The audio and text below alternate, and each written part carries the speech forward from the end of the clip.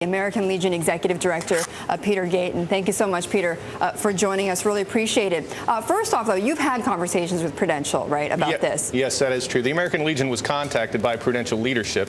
They wanted to come to the largest veteran service organization, which we are, the American Legion, rightly so, and try to explain the situation. The American Legion had many questions, and we still do, about the administering of this death benefit. Okay, so the meetings didn't answer any of your questions, or it was just... The meeting led to more questions, actually. Okay. And those questions are from the American Legion, but on behalf of the beneficiary families who receive this death benefit. It's not something that a family wants to receive. When they lose a family member who are killed in action in the military, they receive the death benefit. Our question is, are those families being shortchanged of their benefits? When they receive the life insurance benefits through SGLI, when they receive the payment after the loss of a loved one in combat, are they receiving their full benefit? Prudential is guaranteeing... And you don't believe they are? Well, because you're saying that Prudential is holding on to the interest that they're earning on this money then. That is the key here. There's two different things. The American Legion wants to make sure that every family receives their full benefits after the loss of a loved one in combat. The second question is, are these families being directed towards the checkbook program, the retained asset accounts? And when those retained asset accounts earn interest, that interest needs to go to the family. That interest should not go to anybody who's administering the benefit like Prudential. The death of any service member should not lead to profit. Right. If interest is accrued on that death benefit account, that interest should be gone to the family. And Prudential, for their part, I mean, they have said, number one, that they're going to now make it more clear that you can get this lump sum payment.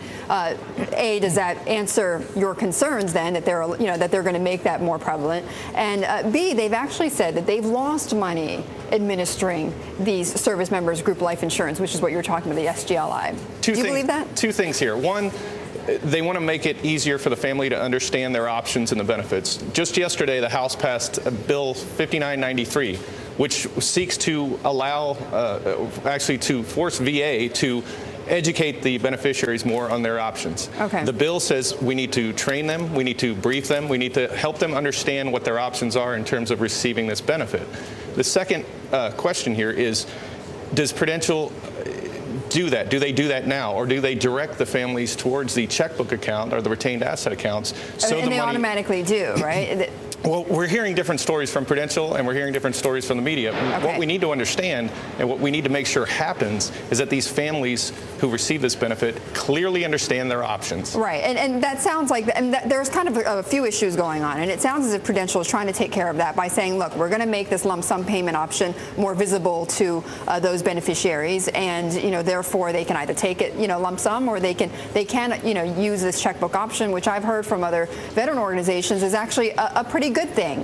It does help those who are 19, 20 years old and they suddenly come up with this cash. It is easier for them to manage if they can write checks on it. But the other thing is that Prudential is saying that, look, they've actually lost money on this program. They haven't earned money, and that's the sticking point. That's the craw. One thing here is we understand Prudential is a company. They operate for profit. They provide a service through the VA. The VA is contracted with Prudential, but the VA pays Prudential to administer this benefit. Prudential is providing a service, and they're receiving payment for that service. That's cut and dry. So that should cover it. That's fine. We can pay Prudential to administer this death benefit. What Prudential shouldn't do is take advantage of the earned interest in these death benefit accounts for themselves. Any interest that's earned on that money that goes to the family should go back to the family. Prudential shouldn't receive payment for administering the benefit from VA, then also receive the earned interest on the account that belongs to the family. So then what would solve it for you then, if Peter? Prudential came out... They came out and admitted it and they paid the money back, or what? It's not an issue of admission. It's an issue of Prudential should feel honored to administer this benefit. Prudential should take honor in delivering this benefit. They should say, we really understand the sacrifices of these families. We understand that we as a nation have an obligation to make sure their families receive the benefits that their family members have earned through their service.